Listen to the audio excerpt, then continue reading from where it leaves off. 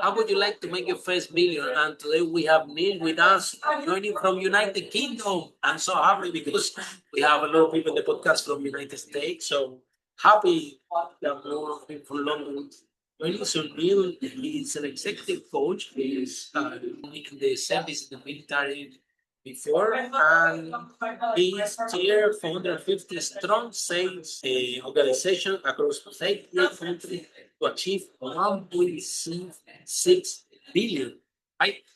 And he's the founder of Extreme Energy. So, Neil, tell us, what are the 5 steps that you recommend entrepreneurs in order to make the first million? Welcome to Unstoppable Podcast with Harry Sardinas, inspiring conversations with influential millionaires, investors, thought leaders, entrepreneurs who are making a massive difference with their innovative products and services, and sharing the challenges and the wisdom of how they sold their first million.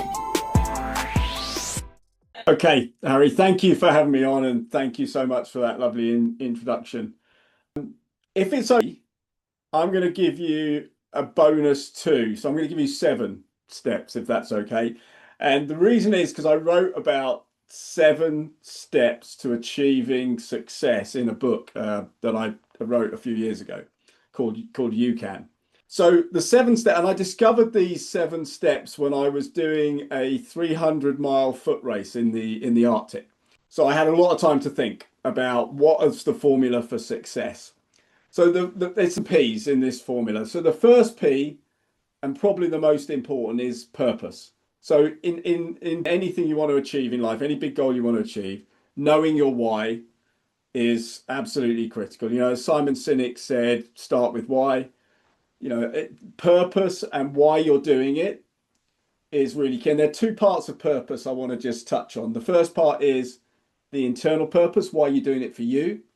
And the second part of purpose is your external purpose. Who else is going to benefit from you achieving this business goal, going into this business area, you taking this action or whatever you're doing? So that's the first P. The second P is preparation, and making sure that you're preparing, you're researching, you're doing your homework, you're getting yourself ready. And preparation is all about doing the things you start the business, doing the things before you go full on into it.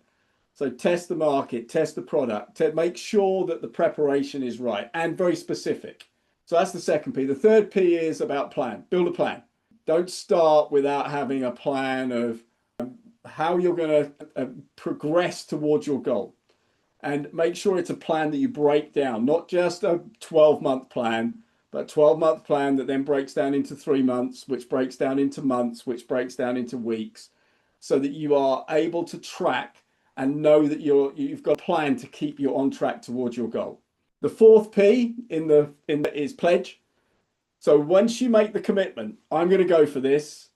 It's burn the boats. It's burn the bridges. It's step forward and you turn your I might do this, into I must do this. So it's the might. That's the pledge. The fifth P is perception. So once you're in the business, once you're on the journey, once you're moving towards your big goal, is make sure you've got a dashboard. Make sure you're checking in on a regular basis that you are still on track towards your target. You know, like a plane is constantly changing direction to get to its goal. So it's making sure that you are constantly checking that you're on target. So that's perception, and making the adjustments you need to make early enough so that you don't hit any of those storms or those hills or those mountains that might be in front of you. Then the sixth is about pain.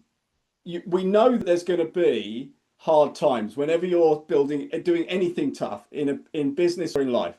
So think about what those things might be in advance, and then have a strategy, have a pain strategy. And that's what the pain P is all about, is building that strategy for how to deal with the hard times before you get into them. And then the seventh P is just very simply persist, because too often people give up too soon when the goal or the goal's just a little bit away. So persist. You only ever fail when you stop. So those are the 7 Ps. Any experience that you can, do you think that anything that you learn about leadership in the military can be applied to business, and why? Yeah, so that's a great question. I think the key thing in the military is the leader has a vision of and a mission. They have a vision of what they want, a mission they need to achieve, and a vision of how they're going to achieve that. They then tell each of the people in their command what they need for them. Clarity of what the outcome I need from this part of the organization, this part of the organization, and how and they then let them go and do it. They don't interfere, they don't micromanage, they give them a task, they let them work out how they're going to do it. And what I see in business and with entrepreneurs that I work with and with business owners I work with is they don't give enough clarity around direction, around objectives to their management, their leaders. And therefore, when I call it, what does good look like? So they don't know what good looks like. And then what happens is you get frustrated. So what I learned in the military was be clear, make sure everybody knows exactly what their objectives are and what they need to do. Yeah, there are a little bit of misconception because we see in the movies an order is an order and there is no discussion. I'm the boss here, I'm the captain here. You have to say what I say, and that's people see the leadership in the military like that. Whether which this is what in the movies, but in reality, if you operate like that, a lot of people can die, right? Because it's the same with the organization. So tell us the good, the bad, and the ugly. What is really true? Because, like I said, on the other hand, when you take a decision and you are in the war zone, there is no space for discussion. There is no space for critical thinking. So tell us the good, the bad, and the ugly of the leadership in the military compared with the leadership in business. What is similar? What is the difference, and why? So that's a good question. Let's talk decisions for a second and decision making, because there are traits of great leaders. One of them is having a clear vision. The second one is being able to communicate that clear vision. The third one is being able to make the decisions that you need to make, but not making the decisions that your management or your team should make or your employees should make. So make the decisions you need to make.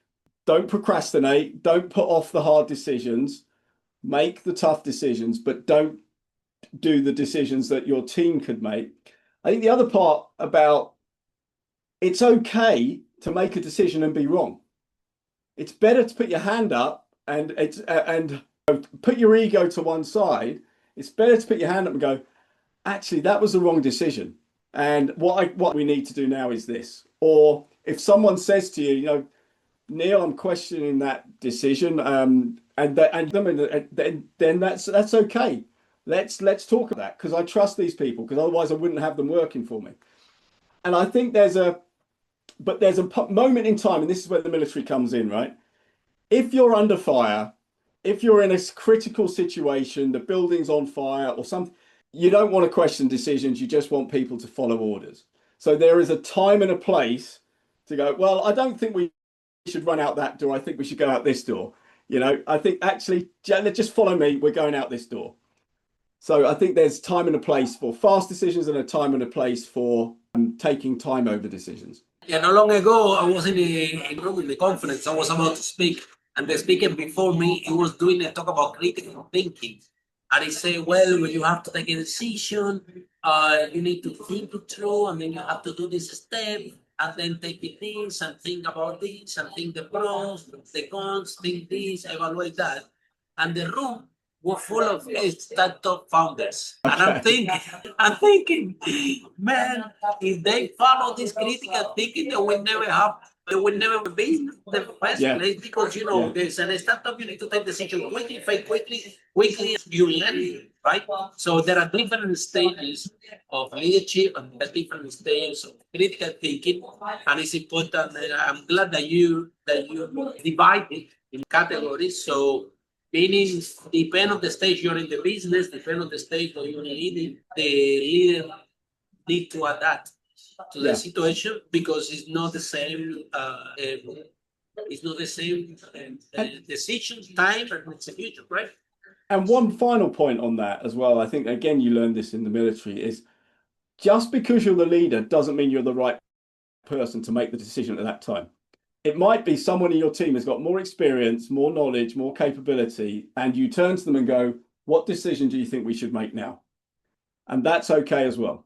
So, but then the problem that we have is that the entrepreneurs, what they to do, they have a product, they sell it, they make money on what they sign up for because they want to an entrepreneur. They discover that after they sell a million and they have to expand the company, now they have to become a leader.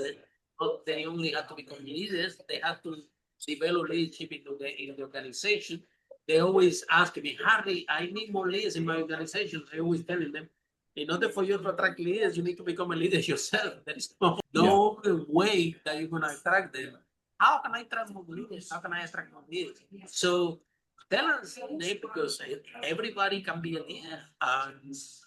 And why do you recommend to entrepreneurs that they didn't sign up for this, like they don't do it?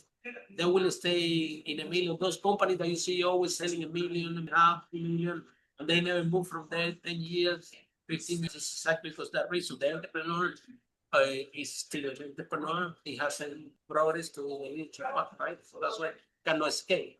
So I think there's an important point to make here, which was just because you founded the business doesn't mean you've got to lead the business. Sometimes, and there's loads of examples of this, it is the right thing to do to bring in a professional managing director, CEO, to lead the business, and the founder to one side and focuses on product or technical or engineering or something. So you don't have to lead the business. However, you said something which was interesting. You said everybody can be a leader. Is that true? And I guess there's a question around, and it was a question I was asked probably 10, 12 years ago. I was asked to do a study of what makes inspirational leaders. And the question I was asked is, are leaders created? So can anybody be an inspirational leader, or is you're born with? Is it in your DNA? My initial reaction was, no, not everybody can be an inspirational leader. But then I thought, actually, at some point in everyone's life, they are probably an inspirational leader, whether it's with their family, with their sports team, with their church, in their business, whatever it might be. There's probably at some point they had to be that leader, that step up. So I think everybody's got it in them. And when I'm coaching leaders, because I do spend a lot of time coaching business owners with this specific problem, is, I don't know how to lead. I don't know how to manage because I've never had to do it. There are 5 things I get them to focus on. So having that vision is key. Make sure you're clear on your vision and communicated it to your team, and they are energized behind that vision. So that the second one is communication. The third one is decision making, which I mentioned earlier. The fourth one is setting and living high standards and values. So if you want to succeed, all great leaders have high standards and values, and they live them and they demonstrate them every day in the business. So the values of the business come from the top and are demonstrated from the top. So if you want your team to behave in a certain way, you need to behave in a certain way. And then the final one, the fifth one, is you just need to have tons of energy, because the energy from the top is infectious throughout the organization. So those are the 5 things I work on when I'm working with leaders. So that the important thing that we have to stress is leadership is a skill. The more you practice, the better you become. Like driving a car or swim, right? So there you practice a lot, you can develop some skill. But on the other hand, even we find it at work, right? That you have someone that is amazing his job, okay? And then a management position gets available, and everybody's assume, okay, this is the best worker, the best. So he should be leading the whole team, okay? And sometimes the company brings someone from outside that never worked there, never have experience specific to manage that team, And all of a sudden, the whole team gets upset, and even the person get upset. I said, why I cannot be on charge if I'm outperforming? So how can we solve this problem in corporate? So I think the problem, how do you promote people from within? So how do you develop, and it's developing people. So it's how do you start when they are younger and develop those leadership skills and those management skills, or newer in their careers, not necessarily younger, but newer in their careers. And my career started in IBM, and IBM was absolutely fantastic at selecting and developing young managers. I was a manager at 22 years old. I was managing 20 people. The youngest of those, I think, was 35 or 36. So I was a very young manager for all the people I was managing. But you had to go through a very careful selection and training process to get your first manager's job. Not everybody should have aspirations to go up the career ladder to become a manager or a leader. That's not everybody. Has the right mindset or has the right passion for people and for leading people, and that's okay. There's nothing wrong with being a professional and being, really good in your profession. So I think the key thing for any business, small businesses, big businesses, is identify those people who want to lead and have the right attributes to lead and manage, and then start developing them and giving them responsibilities and giving them skills, and send on some training courses as well. Not enough is invested in actually training people in the skills that are needed. So yeah, and of course, don't forget to get them a coach or mentor as well. Tell us about your book. Why you decided to write this book? Where people can find it? Yeah, thanks for asking, Harry. So the book I wrote, it's called You Can Achieve, which is YUCAN. You can achieve any big goals with the 7P formula for success. And I was doing this 300-mile foot race in the Arctic. It was incredibly tough conditions, very, very cold, 55 degrees centigrade. And it was the second afternoon. I just got through a really, really hard night. And I just decided, when I was on this snowy trail, looking out into the distance, I've got to try and find a way to help other people achieve the kind of big goals that I achieve. And so while I was spent the next 5 or 6 days when I was on my own in the dark in the Arctic, I was thinking, how could I help people with a simple structure? And that was where I came up with the 7P formula. And then I wrote a book with a number of stories about my time in the military, my time doing endurance sports, and my time in business. And then if somebody is in love with this conversation and want to find out more about your coaching, tell us a little bit more how people can find you, how this process works, and what help people with.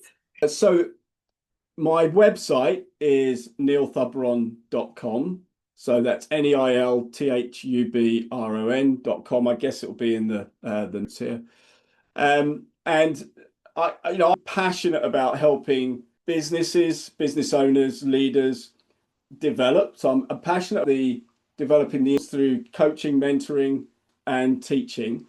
And I also have a sales training business, so helping sales organizations develop as well. So that's the other part of my business too.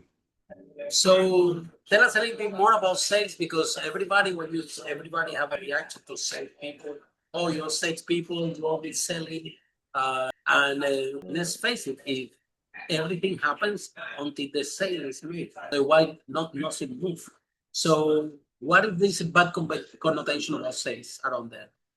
So look, I'm absolutely passionate about sales as a profession. Most of my career, I was in sales and I was leading sales teams. And as you said in the introduction, the last job I had 50 salespeople and a 1.6 billion target. And sales is never invested in or seen as a profession the same way as being a doctor or a solicitor or an accountant. Yeah, but I believe it should be. And salespeople should be invested in the same way that we invest in other professions. So I'm passionate about sales. I'm also passionate about trying to improve the sales conversation that we have, because we too often, salespeople are not given training to start with. They're just put in a sales role and given a target. And they are taught technical features and benefits about the service or the product that they're selling. But they have no concept of the business value that the customer is hoping to achieve by buying that product or service. So what I teach and what I'm focused on with all of the conversations I have, teaching, coaching, is how do you uncover the value that your products and service deliver, and then how do you have that business conversation? Because as soon as you start talking about the business value your product or service is delivering, price becomes so much less of an issue. So that's my passion in that space.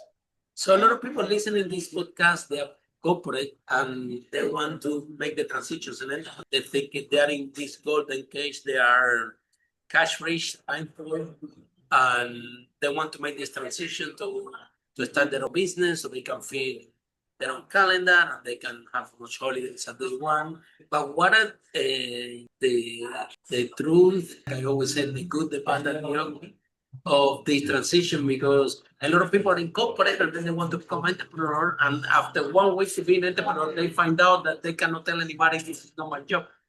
Everything is your job. In corporate, somebody come, hey, you have to do this. You might say, okay, you know what? This is not my job description. It's not my job. You need to find somebody else. Well, when you do that transition, and especially in the 0 to 1 million, the product market fit, when you need to work stopping Monday to Sunday,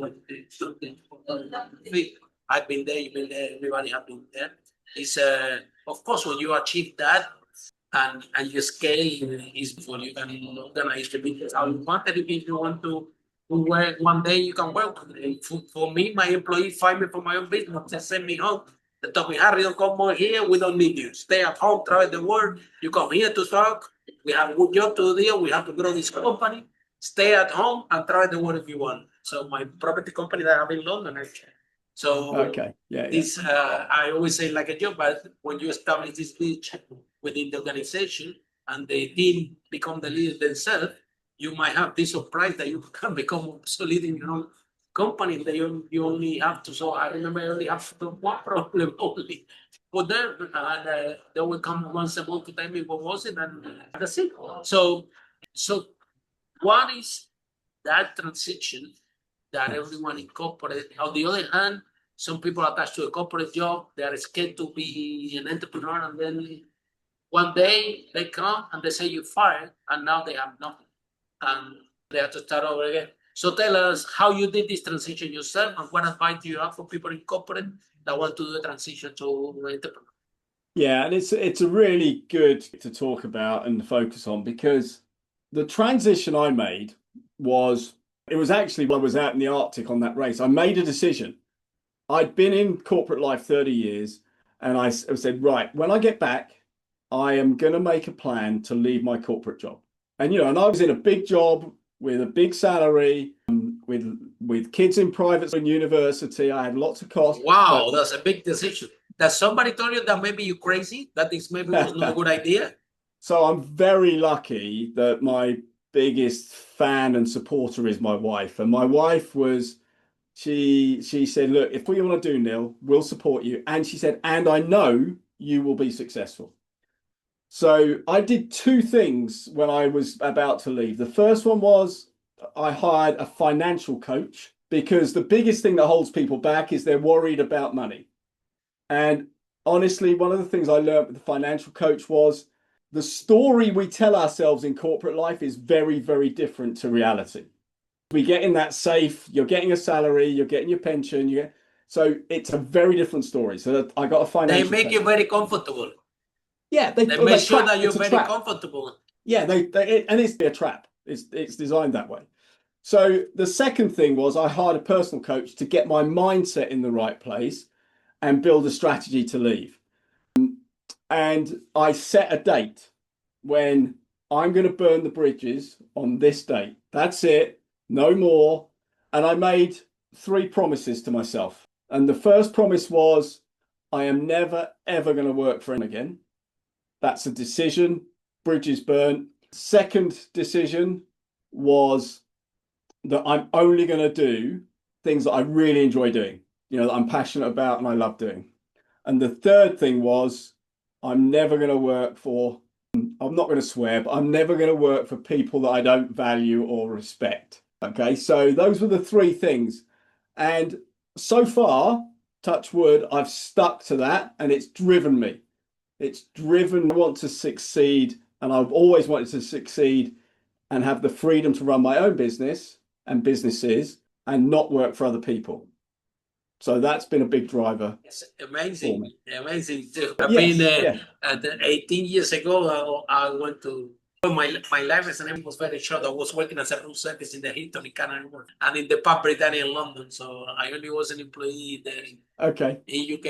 But it was a corporate, my room service in the Hilton. It's called a corporate. I went to the same process when I was having the room service trade in the Hilton in Canary Wharf. Parallel, I was building my property business, right? And after 2 years, when I realized if I rent two rooms, what I can make that could do in one day, it was the same when I was making the hit in the whole month. This is when I burned the boats like 18 years ago. However, something that you and I have in common is that you plan for it. Yeah. You set the day, you find a goal, or you did it gradually, right? I was in the same situation that you. I took a decision. I'm gonna have my own business. Basically, because if you live in London and you don't get out the rent expense from your life, you are. So all I was thinking that I need something, a business, something that I can get this rent expense out of my life, because otherwise, how this is, the rent it was, of my whole salary in London. I think that it's a very common 60%. Yeah. So I was there after 2 years living in London, working in Pub Britannia and Houston section, I was like, okay, I have to find a career. Let me change career and let me find a solution. Okay, so you plan for it, right? Whether completely different situation is when people are incorporated and then they are scared of time or they don't want to make that decision. And then one day you find a surprise that the COVID happened, so something happened, and then that's it. You fire and now you left to start from zero, only one skill or a group of skills that you're very good, but only very limited. How was your transition that now you have to start to, at the beginning, you need to do now a lot of things that you like, things that you don't like, right? Because maybe when you have your job, you want at least, okay, maybe you have to deal with people that you don't like, whatever, but at least the task is something that your job description is something that you like to do. You choose that. So whether now you are building your own business, now you need to know a little bit about accounting, a little bit about this, and a little bid about some marketing, a lot of different things that you might like it, you might not like it, and you need to learn a little bit because otherwise how it will work. So how was this transition trying to do tasks that you didn't like building your own business? Yeah, and I think this is, I coach quite a lot of people now who are looking at, it's not right for everyone, and there's nothing wrong with that at all. One of the things that I learned, bar and do everything. There was a book I read called The E-Myth, and the E-Myth talks about building an organization chart. And, you have a marketing manager, you have a sales director, you have a technical director, you have a finance director, you have a CEO. And when you start a business, you are in all those roles, and you are doing, but you've got of this business that you are running. It's just a business of one. Although my first employee was a virtual assistant. And best decision I've ever made. She's still with me now, 11 years later. She's my executive assistant. Mine was 13. You what? The people that be the team of the assistant, some of them 13 years. Yeah. Even business has changed, so they're still around. And honestly, that Having an EA was really key, and being clear on what's the value of my business, what I do. So what's my hourly rate for the solution, the services I deliver. I was doing coaching, sales training, leadership development, and who could I get to do the other things? Who could I get to do the finance piece? Who could I get to do the administration stuff? And over time, I've built a team of virtual people that do marketing for me. I've got a team that does marketing. I've got a team that does, or a group of people that do marketing. I've got my finance pieces covered by my accountant and by my EA. The solution piece, I do a lot of that, but I also outsource anything that's design work to other people. So I've learned, so the transition for me was, a couple of points I'll make on it was, I said yes to absolutely everything. So if someone said, could you do this, Neil? Can you come and help us with this? I just said yes. And then I would go away and go, I don't know how I'm going to do this. Let me try and work it out. So one of the things, and then just try things that I knew I was going to enjoy and I could add value to, but just say yes. So that was a key learning point as well. So thank you so much, Lee, for joining the podcast. So what's the last message that you have for entrepreneurs that want to do transition from corporate to start their own movement? I think the last message is, and I'll come back to my first P, okay? Really, really be clear on why. Why are you doing it? If you're doing it because you don't like your boss and you don't like the 13-week cycle in a corporate or whatever, that might not be a strong enough reason. What are you moving towards? What life do you want to create?